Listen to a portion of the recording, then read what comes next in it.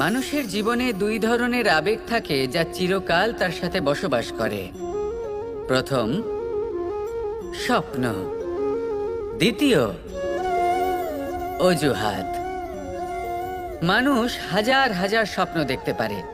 আমাকে এই কাজ করতে হবে, আমাকে ওখানে ঘুরতে যেতে হবে, আমায় জীবনে এই অসম্ভব কাজ বাস্তবায়িত করে দেখাতে হবে, আদি ইত্যাদি। এবার ঠিক যেমন স্বপ্ন দেখেন সেইভাবে অজুহাতও খুঁজে নিয়ে আসেন।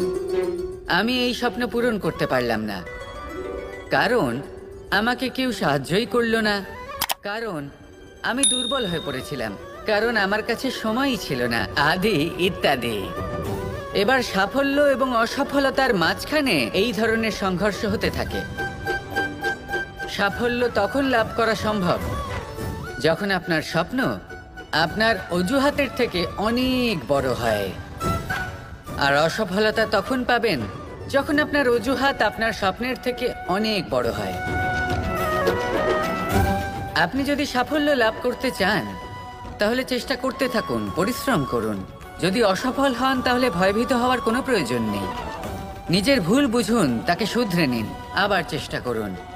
কিন্তু যদি নিজের জীবনে অজুহাত নিয়ে আসেন তখন স্বপ্ন কখনো পূরণ হবে না।